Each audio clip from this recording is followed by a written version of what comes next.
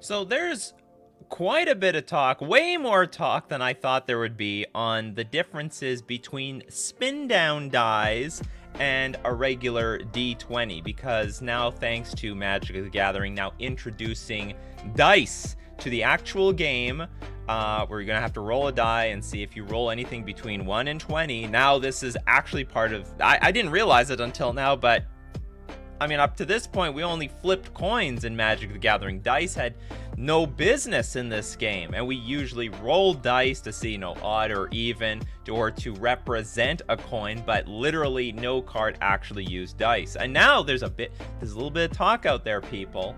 There's quite a bit of talk out here about the differences between the spin down and the D20. For casual play, I couldn't care less if you roll a spin down as a D20. At the same time, there does need to be standards for what dice are acceptable for high level play, and spin downs probably shouldn't be on the approved list. And I think it all got spurred by this Reddit post. For cards that say roll a D20, is allowed to roll a spin down, or does it need to be an actual D20? And Matt Tabak says it should be an actual D20. Someone from Wizards of the Coast. So what the hell? What is going on here?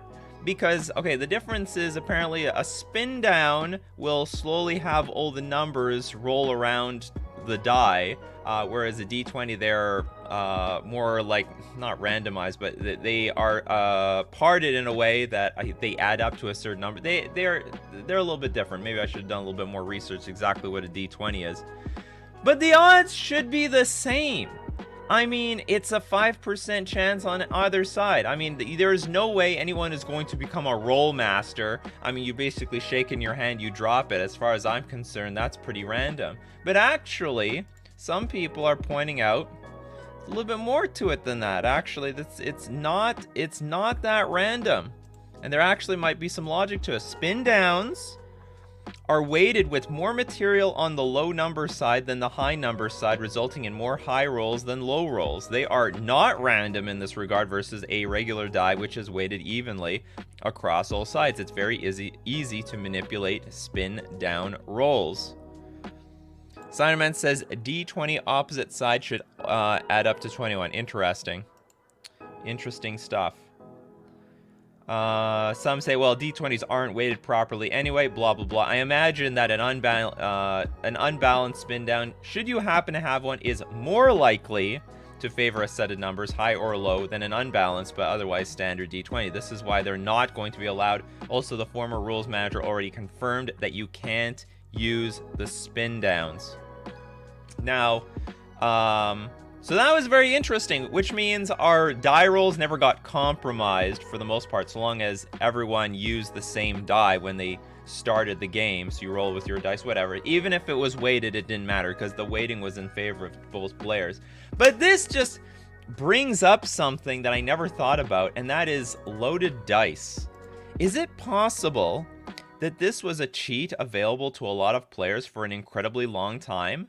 And it also now makes me paranoid about odd or even die rolls. Let's say the person doesn't have the dice in their hand and they ask you, you want to go odd or even? And then I say even. And then they pick up a particular set of dice and roll it, and all of a sudden it's odd. This might have been... Anyway, they probably have to standardize what kind of die needs to be used for competitive play, because you can't just let anyone use any dice. This is clearly a form of cheating that could happen. So a very specific model, untampered, is going to be the one that needs to be played at a competitive level. Maybe none of these cards actually see competitive play. That's possible. Honestly, if spin down's physically manipulated, if someone's really good at it. Honestly, if you force them to shake it and then just drop it, I highly doubt it. I mean, if we can standardize how you roll a D20, I don't mind the whole shaking in your hand and then just plop it on the ground. But I am very fearful for the weighted dice because, I mean, that is the easiest way to cheat. I mean, they've been doing it to casinos for years. And who knows how long some people might have been doing this in actual tournament Magic with the regular dice. So let's look at D20 dice. What do these beautiful dice look like? Oh, this be a D20?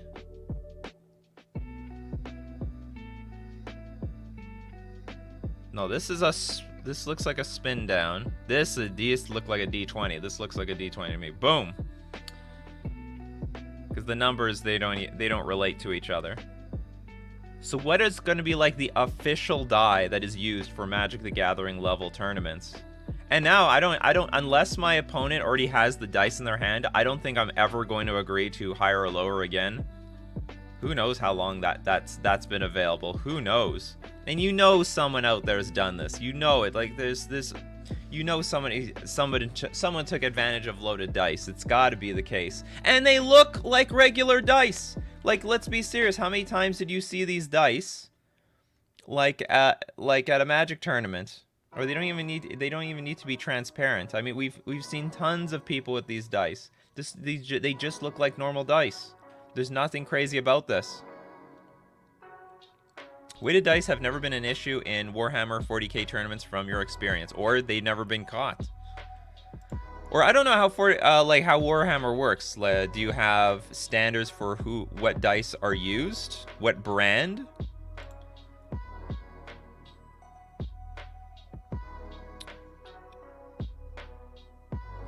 Let's see. What do you guys have to say about this? Spencer Ward says, so did Wizards R&D let one through with Demilich? That one looks unreal to me. We'll talk about that in a second. It's not hard to influence the physical die roll. Is it? Is it? I don't know about that one. I mean, I guess if someone was really, really good, maybe they could. That's it. I'm bringing my weed scale into F&M to weigh all the dice. There we go. That's right. We need to make sure these dice are weighted properly. Because it would, even if you increase the chances of a particular number by 5%, it would be so hard to figure out. It would be so hard to even, for the judges to verify this in the moment of a tournament. What, are they going to roll the die 2,000 times to find like a small percentage change between one number and another? They would absolutely not do that.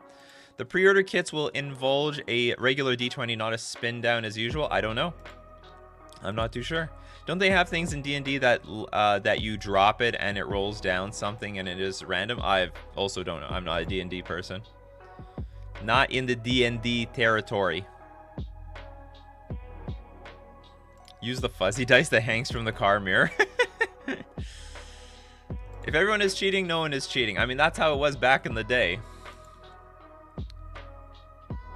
Now I will need to carry my D&D dice tower. You bring your dice to the F&M. Nikachu, let's look up the official weight of a D20 together. But does that matter? You could still have a weighted die, like, because the weighting just needs to be on one side, right? But the whole die itself could still be the same weight of a standardized dice. I practiced for a bit and hit my desired result 80% of the time on a D20. Well, that doesn't... What does practiced a bit mean? I want you to roll this thing 3,000 times. So, like, did you roll it 3,000 times? No? Keep rolling till you roll 3,000 times. I want to know your sample size. Oh, well, thank you very much. Alex, lots of D&D players use dice towers to help randomize rolls. What is a dice tower? Okay, D&D dice tower. Does this randomizes stuff? Oh, these are very interesting. I didn't know such thing existed. We gotta bring the dice towers. We're gonna bring the dice tower. There's gonna be a dice tower at the feature table, that's for sure. You can change the weight of a die by putting them in the oven. Puts the weight at the bottom of the die. Very interesting. Very interesting. Look, Trevor is on this. I'm sure there's a lot of weight. And look, it sounds like you can just manipulate random dies that you just randomly own. I think the dice tower is more to keep the die from flying off the table. That's what I would normally think, because my experience with die rolls, especially with the the Spindowns or the D20s, I thought they were the same thing until recently. I mean, you shake it, you drop it, and this can easily bounce off the table. Now that I see this, I want to own one for some reason. They look neat, even though I have absolutely no need for this thing whatsoever. And some of them are fancy. Oh, this is a fancy one. Very interesting. Truth of the matter is that skilled dice cheaters can roll whatever they want basically all the time. A spin down makes it easier. Okay. True story. That's not how stats work, Nick. Actually, actual statistician, for a sufficiently far from normal result, you can verify with high confidence that a technique is not random, which I did achieve. I understand, you know, the confidence intervals and all that, but what was your sample size still? I want to hear that you, like, rolled it more than 10 times. Yeah. I took stats 1 and 2 myself. I get it. You gotta understand, Roger, that most people on the internet have a very false idea of what is statistically significant. So when you said that I rolled it a few times and I'm like 80%, I can 80% roll a certain die. Well, from my perspective, it's complete nonsense. So give me your numbers. Give me your numbers. And you should also know that too, Roger. You should know. If you're a statistician, you should also know that people very highly misrepresent statistics. But I do appreciate you letting me know that you're an actual statistician. Can we use oversized D20 pillows? I'm sure that's all going to be revealed at the proper time. Lots of D&D players use dice towers to help randomize the roll. But is it actually for randomizing the roll? Does it randomize the roll? I mean, in some way, I imagine it might not randomize the roll. I mean, if you start throwing the die down with, like, I don't know, the 20 face up, you might be able to predict with some certainty what it's going to be by the time it reaches the bottom. Maybe. I don't know. I don't know what the actual purpose of the die tower is.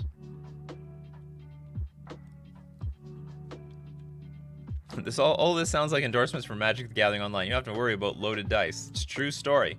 True story. I mean, hey, these dice, it may not make it to competitive play. I mean, this might just be for limited stuff. Well, I mean, limited is still something, actually, to be honest. I mean, limited is going to be a big part of competitive play when Paper Magic returns. You better believe that there's, you know, it's going to be maybe not on this immediate Pro Tour. And maybe this is just a one-shot thing for Magic the Gathering. This is never going to be, we're going to see D20s in this set and then never again. But the deal is that... but the deal is that it's a bit iffy, you know. They're muddying the waters for almost no reason, and and there is competitive play in limited. It is serious stuff. Might not see constructed play, but you might see some limited play. Anyway, welcome to the morning show where we discuss all things Magic the Gathering. Get your questions fired up. Let's have a great discussion this morning, my coffee crew. And also we do Decklist review. So if you got a 75 you want some feedback on, hey, submit it to us. And both myself and the community, we'd love to give some feedback. So brew up your cups of coffee and brew up your cups of coffee. Let's brew up some Magic this morning. Welcome to Coffee and MTG for July 2nd, 2021. I am your host, Nikachu, the Merfolk Master, and good morning. And of course, sponsored channel, in my opinion, FusionGamingOnline.com. Check them out. Deal of the week this week is 15% off all Secret Lair singles and sealed boxes. So if you've loved the Secret Lair cards, but you didn't want to buy a Secret Lair because, you know, hey, 3 out of 4 of those cards, you're not interested in them. Or, you know, 4 out of 5 cards, you just want that one particular card. You can get or if you missed out on Secret Lair, you can buy it. Or you can go get the singles yourself. Get all the Marsh flats your heart can content. And get 15% off. And at 15% off somehow is not good enough for you. You can get an additional 5% off if you use coupon code Nikachu at checkout. We're also going to thank Mana Traders, premier place to rent Magic cards online. Forewarned, still card availability issues still are present. You know, hard to get them. Ragavans, Mishra's Bauble, and Urza Sagas. Everyone wants to play these decks playing these cards. Now, you can still get the cards. You might have to wait a little bit longer for them, but they are still available. Otherwise, there's plenty of other decks you can very easily rent at any moment, like Humans, Eldrazi, Tron, the classic Prowess decks. all at Mana Traders. You can support the channel by using my Mana Traders link in the description below, or save 15% off your first 2 months using coupon code Nikachu. Yeah, I know, 20 minutes into the show. Hey, we had a good discussion about the D20. Maybe I'll make like a full-length video about this. Maybe I'll make a full-length video about the D20s. Because I personally didn't think shit about it, you know? Like, what is the big deal? Each side is worth 5%, but like apparently it's more weighted. Apparently the Spindowns are more weighted and the D20s are more fair. So Daniel asks, please ignore if you talked about this earlier in the week. Can you discuss your experience playing Repeal? How does it compare with Prismatic Ending? Well, Repeal doesn't require you to splash white, but the point of Repeal is that you can, in non-white decks, bounce a lot of cards. Like, Repeal is very valuable in a format where there's a lot of 0 mana permanents. Like, you know, these construct tokens that are being made from Urza's Saga, that's a big one. The food tokens that are being made from the Underworld Cookbook, that's also a big deal. So being able to pay 1 mana and disrupt your opponent's resources. Same thing with Asmarana, Martika, Dasna, Kuldakar, also a 0 mana card. That's where Repeal's value goes up when there's more 0 mana spells. Plus, if you're using Chalice of the Void on 1, it is a lot easier. Like, for example, if I played Suspend in my deck, let's look at Suspend, which I was for a while. If I play Suspend and I have a Chalice on 1 on the board, well, I can't. My Suspend gets countered. But if I play with Repeal, I can bounce the 1 mana spells and draw a card. And my thing doesn't get countered. I mean, Prismatic Ending, I mean, if you're running white, I would just go with that. That's way better than Repeal, hands down. Not going to debate that, but I'm running Repeal in the non-white versions. Juan T. Malison looks like a gem for Exalted. Between that and the Ignoble Hierarchy, what do you think about the Exalted archetype's chances of becoming a thing? I don't know about Exalted, like the archetype. Juan T. Let's look at this new card. A lot of new cards. Snake Rogue can't be blocked as long as it's attacking alone. Well, that's neat. When it deals combat damage to a player, venture into the dungeon. I don't think this really pushes. It's a 2/1 creature. I don't really think this pushes it over the top, to be honest. It's still a pretty weak creature, and so far the dungeons are not very impressive right now. The dungeons are just not impressive. Like, I don't think the dungeons are going to take over or anything like that. I mean, okay, let's look at the, people are very excited about Demilich. I might be mispronouncing this. Okay, blue. I think that's now the only legal blue spell in the game. I could be mistaken. Creature Skeleton Wizard. This spell costs blue less to cast for each instant and sorcery spell you've cast this turn. So you have to be casting spells to get a discount, which means it's not really much of a discount. Whenever Demilich attacks, exile up to 1 target instant or sorcery card from your graveyard, copy it. You may cast the copy this turn. You may cast Demilich from your graveyard by exiling 4 instant and or sorcery cards from your graveyard in addition to paying its other costs. Let's see how this goes. Like, I have no idea how well this card is going to play. You could say, oh, ritual this, Manamorphose that, get it in play. But then, like, that deck I don't think takes advantage of this card very well. At all. I think it's a bit clunky, to be honest. But who knows, maybe I could be wrong. You know, 1-2 Manamorphoses later and boom, you've got a 4/3 creature in play. But it's not like, it's not even that big. I guess it's sort of a big creature. It's like a 4/3 for 2. Is that really busted? But then when you attack, you get like copies of stuff from your graveyard.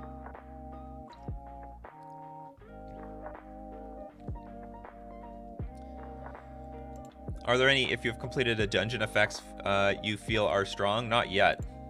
Not really.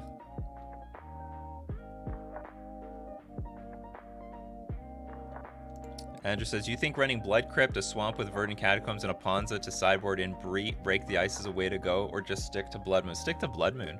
Break the Ice is black. That's ridiculous. No, don't be, no one should be splashing double black spells. How do we feel by this thing? I didn't even read the rest of the card. When you may cast it from your graveyard by exiling 4 instants and or sorcery cards from your graveyard in addition to paying its other costs. What did I miss here? Seems mad. You can only exile instants or and sorceries, and then you're expected to still have spells to exile and copy. Yeah, something like that. Demilich will see no play like Suspend. Well, Suspend ended up seeing some play in Merfolk, so... But outside of Merfolk, it saw no play. Oh, maybe we have a home. Maybe we have a home. Seems good in Mill. You know what? That is right. But does Mill want this card? I don't know if Mill really wants this thing. Because, like, I mean, it's fine, right? Like, I guess they could have a random few in their deck, but like, it's just watering down the rest of their strategy. Remember when people thought Delve stunk? Yeah, this is like a Delve thing, I guess. Doesn't Mill have lurrus? They do. They do have lurrus. Maybe no. Maybe they don't. Because there are 3 mana permanents that they play in Mill. Maybe some versions of Mill have lurrus, but most of them probably shouldn't.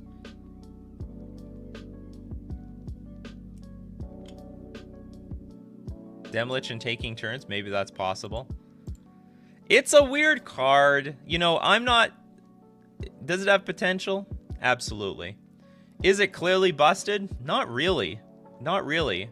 I don't think so. It doesn't have haste or anything. But maybe it could be really busted. If someone is playtesting this card on the side and if someone's playtesting this card on the side and they know, they like found out that it's like insane, you know, let me know. But from the surface, it's very hard to evaluate this. You have to cast spells in order to get the discount, but if you're casting spells, then are you really getting the discount anymore? I don't know. And then when you're exiling cards from your graveyard, do you have anything to exile it once you start attacking with it? Hard to say, hard to say. Matthew Murphy. Wife wants to build a modern deck with Priest of Forgotten Gods. Any suggestions? I was thinking Aristocrats or a Control Shell. You definitely should have something like Aristocrats, because the creatures that you sacrifice need to get value. So you don't feel bad about sacrificing anything.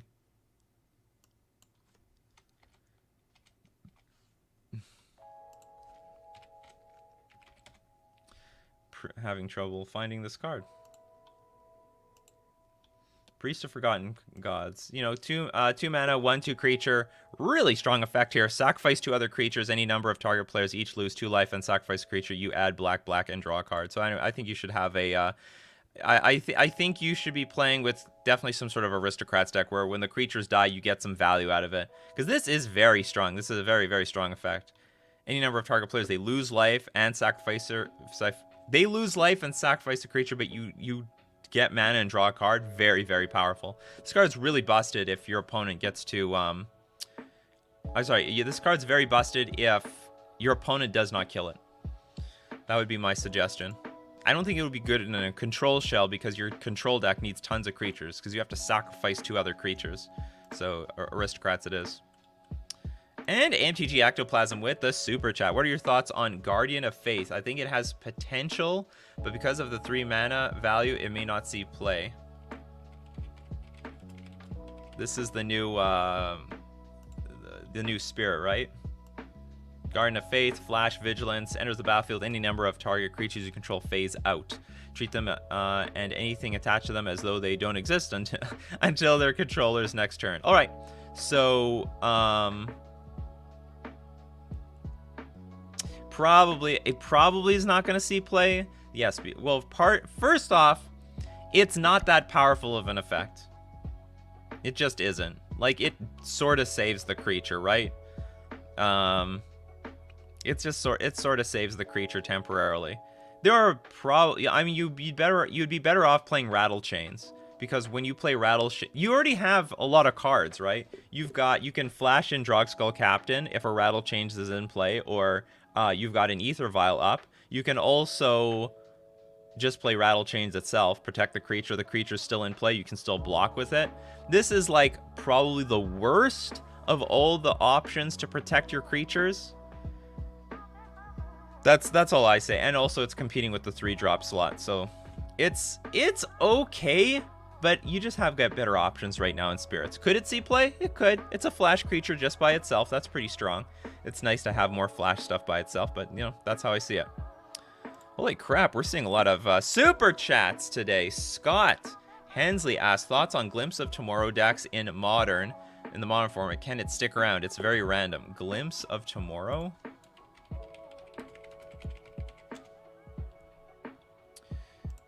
They're experimenting with it. So far things look okay. So I think the problem for this deck is if there's a lot of Glimpse of Tomorrow decks and a lot of Living End decks, then maybe they'll start getting hated out. Like people will be bringing in the Void Mirrors and stuff, but it looks like a real deck. It looks like a real deck. Will it stick in the long run? I'm not sure. It looks pretty easy to hate out though. Chalice on 0, Void Mirror. What else is there? Because you need to keep your permanents low. It's just another Cascade deck. But I mean, just like Living End, it'll come back, it'll go away, it'll come back. So I mean, it's a deck. It's a deck for sure. I just don't know how strong of a deck it will be. Could get stronger from now. That's a possibility. But those are my thoughts on the deck so far. And Zach with the super chat. What do you think about Gurmag Angler and Street Wraith Grixis Shadow versus lurrus Grixis Death Shadow?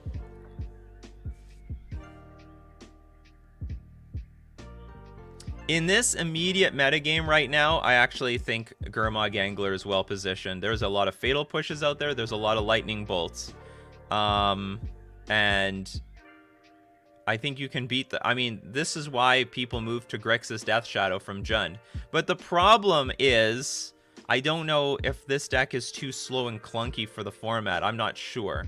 Lurrus, and also Lurrus Grixis Death Shadow is like a bit weird.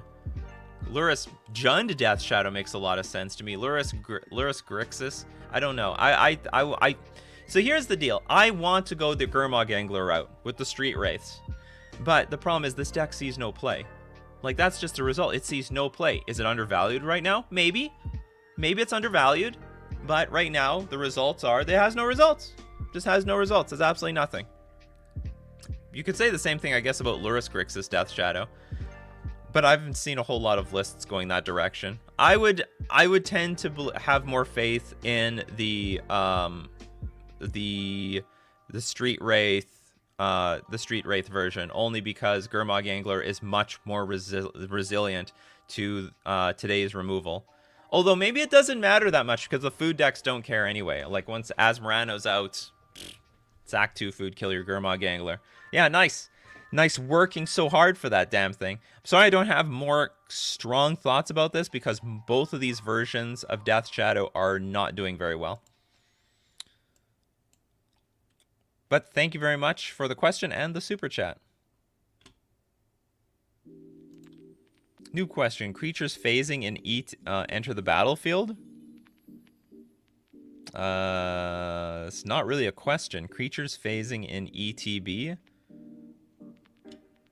I don't know. Yeah, I think this question was supposed to be longer. Sorry about that. Make it 2 power, and that spirit makes the cut in my red-white Taxes Recruiter deck. Oh yeah, so you want to like look for you want a recruiter for the damn thing? Thoughts on Dress Down on Death Shadow? Useless. I feel like I'm getting a Dress Down card every single day. Dress Down is janky as fuck. It's a jank card. I think it's good. Phases out maybe better than Blink. No, not necessarily, because if you want to block that turn, it's not good. I don't think phasing out is better than Blink. I think you want to keep your stuff on the battlefield for the most part. There's some situations, yes, if they make a board wipe, but if they board wipe, then the creature that you put in play dies too. So let's say they board wipe the board, and you play Guardian of Faith, you save 1 creature, then Guardian of the Faith dies. So you lost the same number of cards. Could a Thrasta Gruul Storm deck possibly work? I mean, possibly, but we just don't see it at all. Is Murktide Regent just better than Gurmag Angler? Yes. Yes, Murktide Regent is a real card. Which is why there's a lot of these blue-red Dragon Rage Chandler decks running around with Ragavan. This is a very strong card. I mean, it's just the better Gurmag angler for the most part, because it flies and it could get obscenely large, like really, really big.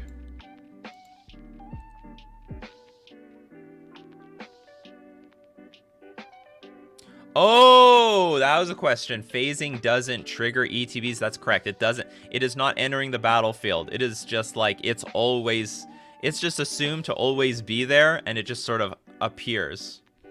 They like disappeared. They put on the invisibility cloak, but they're already there. But I guess they don't get affected. It's an invisibility and indestructibility cloak. This is a question. Phasing protects tokens? I don't know, actually. Does anyone have an answer to this? I'm assuming it does protect tokens, because it doesn't disappear.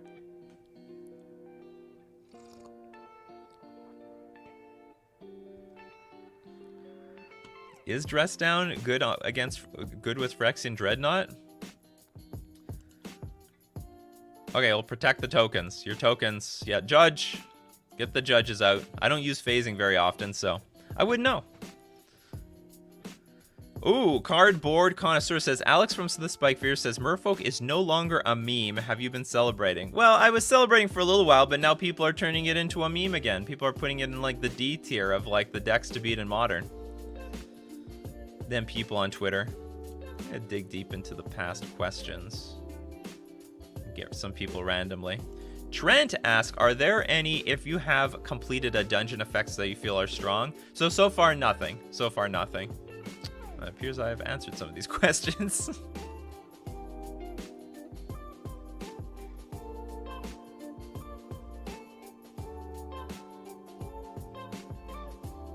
Spencer Ward says, I feel like a pile of counters and cantrips can take advantage of Demilich effectively. Could do a Descend Ophidian impression for 0 mana. Yeah, but it's still just a 4/3 creature. That's like what you're working towards. It's just a 4/3 creature, nothing special, where Murktide Region is like a gigantic flyer. Like this can be an 8/8 flyer. And yeah, that's it. It's an 8/8 flyer. And it can get bigger, right? So when Murktide Region enters the battlefield with a +1/+1 counter on it for each instant and or sorcery card exiled with it. But then when you exile, whenever an instant or sorcery card leaves your graveyard, put a +1/+1 counter on it. So as more things leave the graveyard, this thing gets bigger. Gets bigger and bigger and bigger.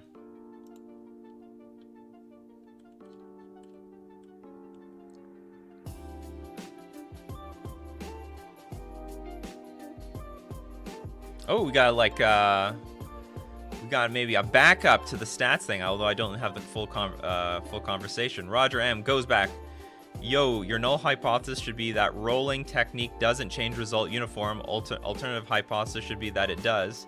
The required sample depends on how far observations are from expected. I don't know where this conversation started. That's right.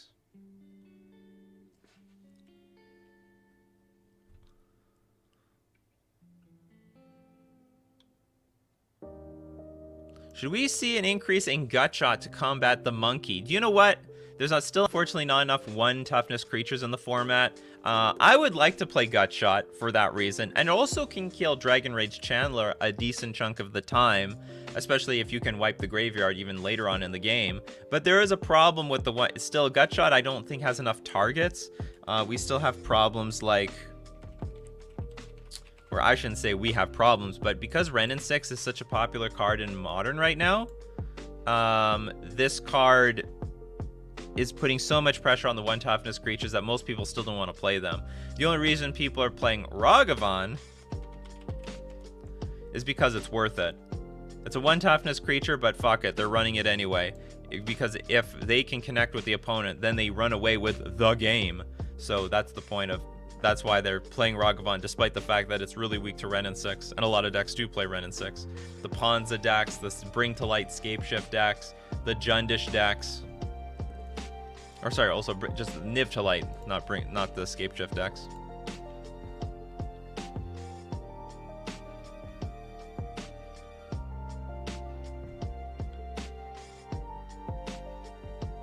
Yuri asks, I haven't seen much change in the Bluetron deck over the past 8 or so years. Is this due to a lack of innovation, or do they just perfectly fit?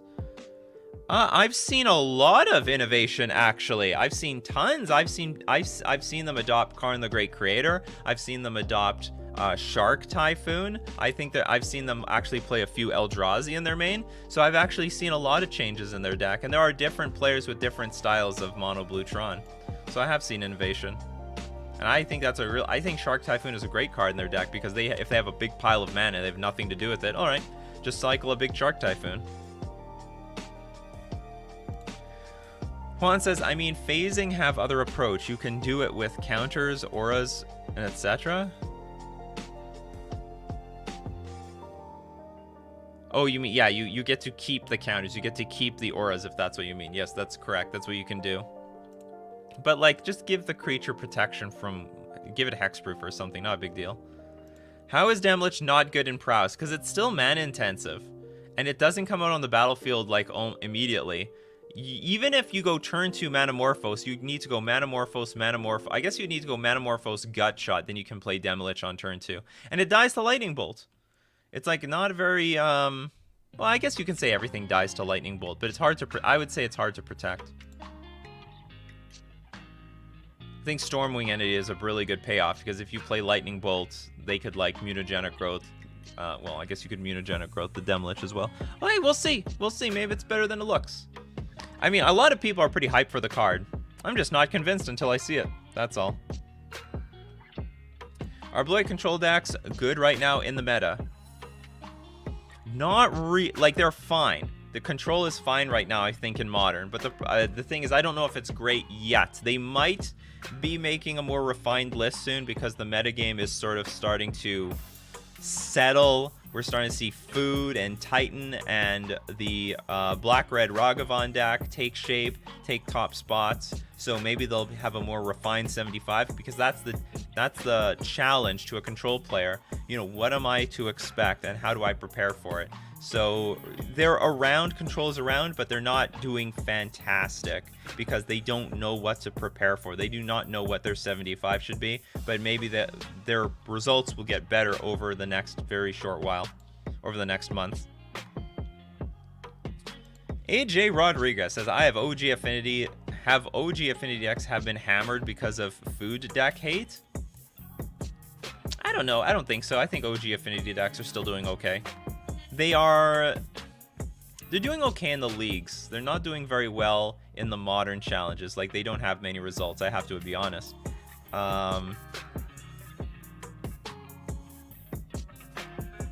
It might be the case. Maybe some hate cards are affecting it, but I don't know.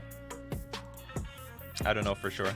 I just think that it might not be the best Urza Saga deck. Think about it that way. It might not be the best Urza Saga deck. Ren and 6 can't really shoot down a dashing Ragavan. That's true. How often do you have a dashing Ragavan? That is true, though. Look, so it's got some built-in evasion even against Ren and 6.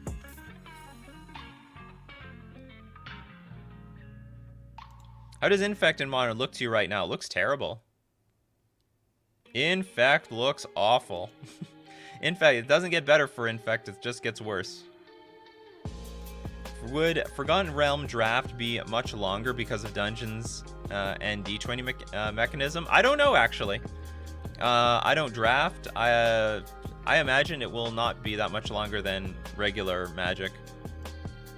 Why don't the Glimpse decks run Prime Time? Because they don't need to, and I don't think they can take advantage of the, like, lands. I think what that deck really wants to do is they want to take advantage of that they play Goblin Dark Dwellers so they can recast the Glimpse.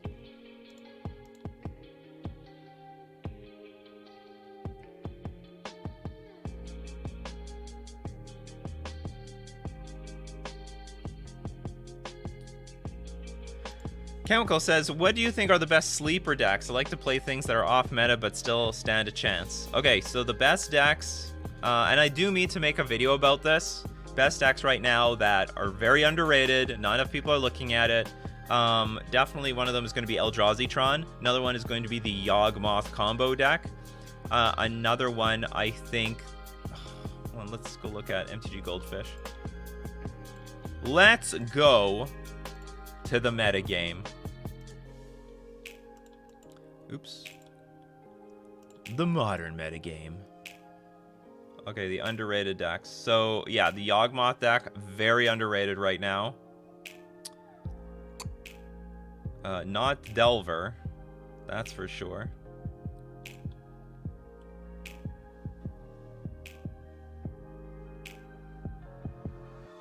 Look how far Heliod Company fell. Poor Heliod Company. Eldrazi-tron, look how far Eldrazi-tron is on the meta. And it's so strong. It's like doing so well right now. So strong. Hardened Scales is probably underrated. Ad Nauseam is underrated. Oh, Gruul Midrange, big time underrated deck. You know what? Blood Moon, I think, is very worthwhile right now. Same thing with Karn the Great Creator. Very underrated deck here. This is a strong one. And the creatures are big and beefy and have a lot of value. How's Taxes looking? I don't know. I don't know how this deck plays out. Like, in theory, there's some stuff going well for it, but I have a feeling it doesn't do very well against Asmorano. Like, maybe they need more rest in pieces or something. No, that doesn't make any sense. It doesn't change much. Like, I would think they should do okay, but they're not. Maybe this could be an underrated deck. I've never seen any games. I don't know how it interacts with the metagame.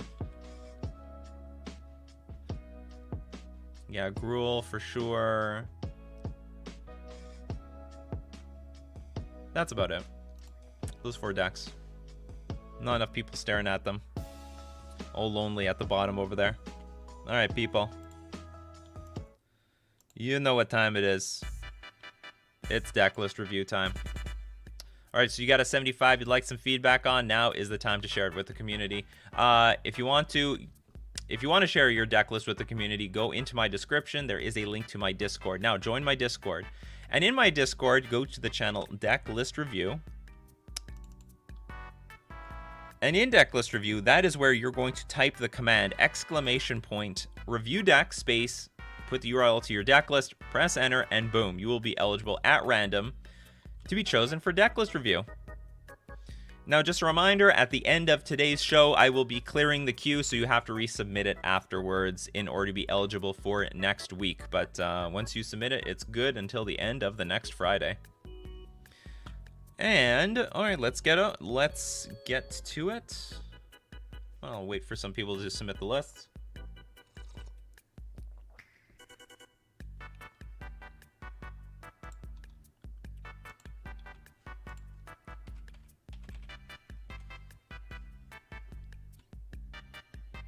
Frick!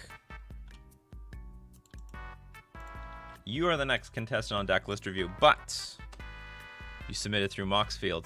Sometimes it's glitched. It's not glitched today. All right. Budget Modern Brains Heartless Summoning Deck.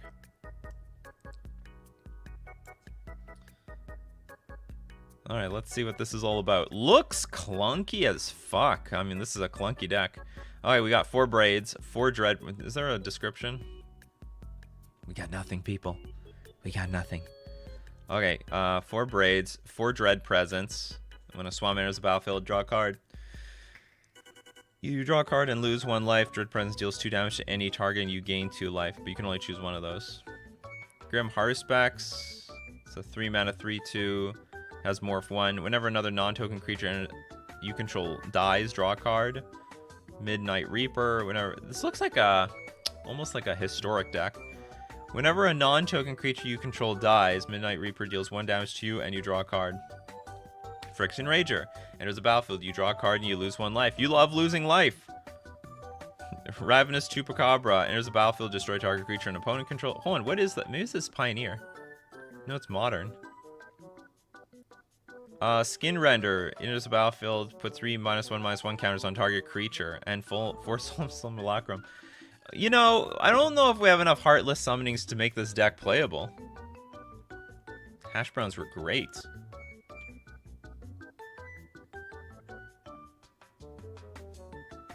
Okay, so here's the deal. Your curve has to be lower, like a lot lower. One thing I might be able to recommend is at least playing Inquisition of Kozilek and Thoughtseize so that you can slow down your opponent by a lot. You can probably cut one swamp and still get... Like, you're drawing a lot of cards, right? I think. You draw a card off this thing. So, like... Dump. Okay, so especially when you play, get rid of Solemn Simulacrum, get rid of Skin Render. These look like the absolute worst of your cards. Replace them with Interaction, because you need to get to your turn 3 and your turn 4. Your deck depends so much on that. And you might want to go down to 23 lands instead of 24, because I think you're going to draw some cards with Phyrexian Rager anyway. Really not to be too much to say. I mean, the deck is just too clunky. You're too slow, way too slow for Modern. And, I mean, probably you should get rid of Ravenous Chupacabra and have some cheaper creature that you can... I don't know... So, the deck is based around Braids. At the beginning of each player's upkeep, that player sacrifices an artifact, creature, or land. But this is very slow getting Braids out.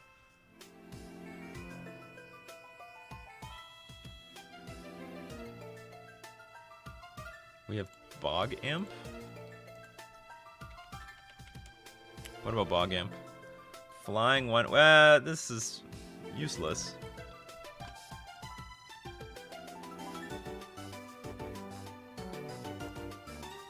First Sphere Gargantuan is like Phyrexian Rager's older brother.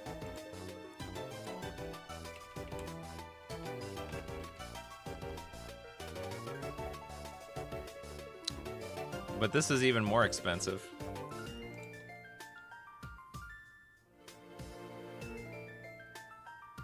Where can I join Discard on mobile? You have to still go into my description. There's a link to my Discord in the description. Smallpox is just better budget option. Well, not really, because if we play Smallpox, we're still so far away from casting our other cards.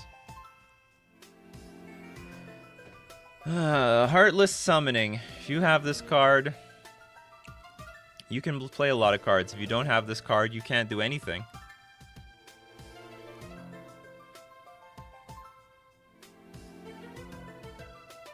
And I don't want to gut like 12 cards out of this deck. Maybe go down to 22 swamps. Take out the Skin Render, Solemn Simulacrum, fill it up with Inquisition of Kozilek, Thoughtseize, and like, I don't know. Not Fatal Push, because you're not running anything. Not running any like fetch lands or anything like that. I don't know what this deck is supposed to do. It's supposed to draw cards and lose life. That's what it does. And it's going to be glorious.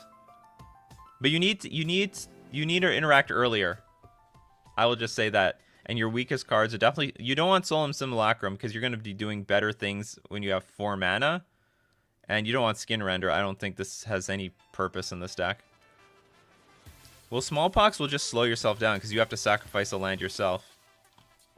Yeah, there's no curve. Well, there's a curve. It just starts at 2. Well, Sign in Blood doesn't interact with the battlefield. Like, that's why I want... Or it doesn't interact with the opponent. That's why I want to interact with the opponent with, like, hand disruption and creature removal. But that's the only thing I can suggest. You gotta interact earlier, my friend. You gotta interact earlier. And you have, like, 24 swamps. You could probably afford to put some sort of non-basic lands in your deck. Like, Castle... What is it? Ardenvale? There's a black castle. You could play that in your deck. Cole K, congratulations. You're the next contestant on Decklist Review.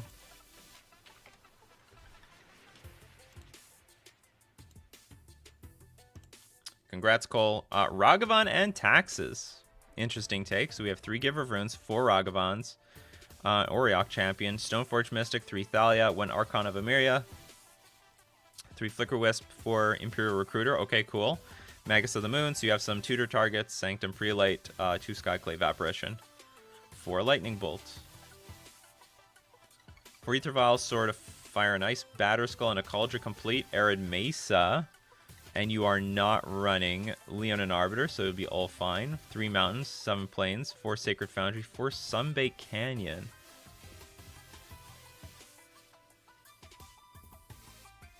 feel like there's some opportunity to have another land in here, but I can't think what that land is off the top of my head. 2 path to exile, 2 Phyrexian Revoker, 3 Rest in Peace, 2 Sanctifier on Vac, 1 Thyla Guardian of Thraben, 1 Magus of the Moon, 1 Mirran Crusader, and 3 Solitude. This is actually a cool deck. And, you know, I wish we could see more decks trying to use Imperial Recruiter.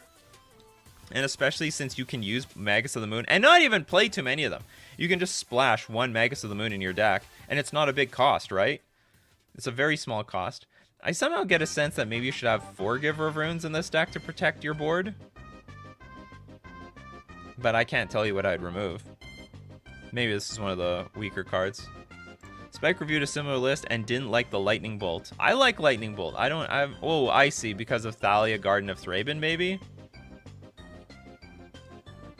Well, here's the deal. Ragavan doesn't work so well if there are blockers in the way, and you got to get rid of these blockers. Like, I have no problem with reach here.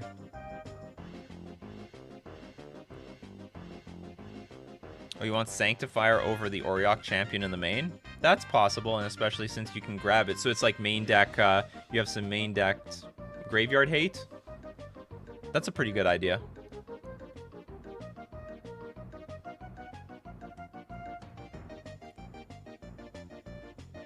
Well, Field of Ruin is better when you're playing with Leon and Arbiter.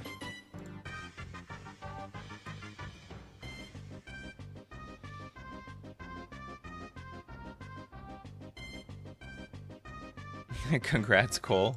Congrats, Cole, for being chosen for Decklist review.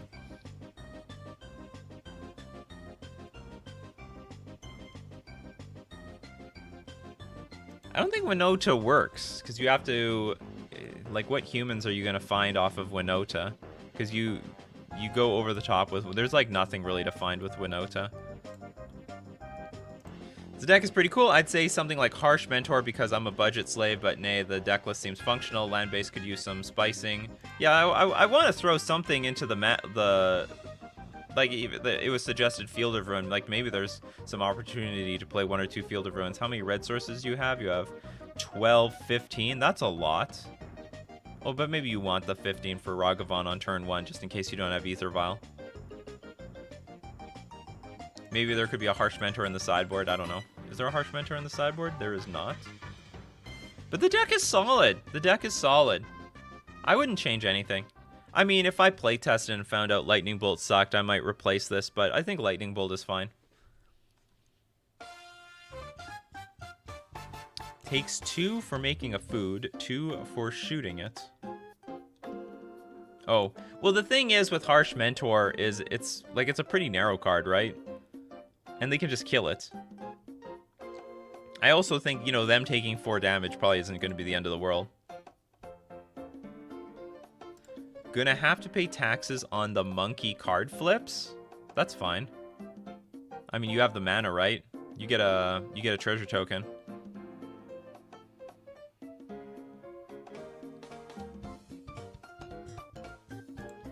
Yeah, I understand. Harsh Mentor. So they'll take but they'll kill the Harsh Mentor.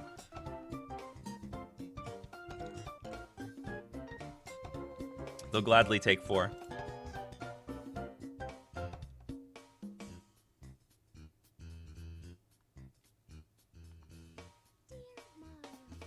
I also agree. I think it's a cool deck. I really have no feedback. I think try it out, and I would love to see more Imperial. Like, this has got to be an underrated card in Modern, or like undervalued, or maybe like people have not found the right build for it. I'm surprised this card sees no play in Modern. Nothing.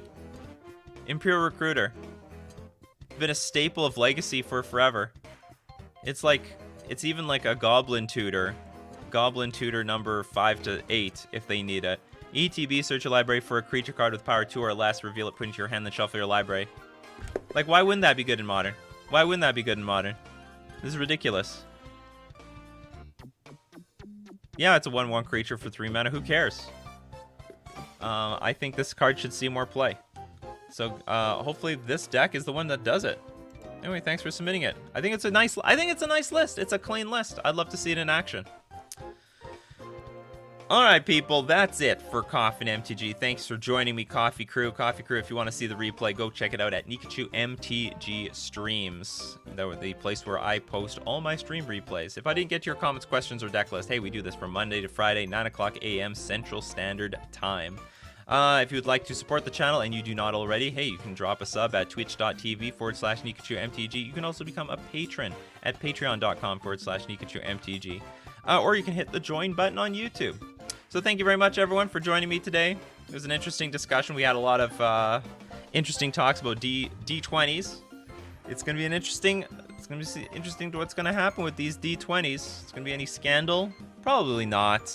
Probably nothing big, probably because like it's only going to be used unlimited. But I wonder if they're going to standardize the dice. Like you can only, in official terms, you got to use the official dice, official Wizards of the Coast. I mean, that would be good marketing, right? For official terms, you need to use the official Wizards of the Coast D20, which you can buy for $10.99 plus shipping. Blah blah blah. So thanks for joining me today. Keep brewing up your coffees, and we'll keep brewing up magic. See you later, Coffee Crew. Take care.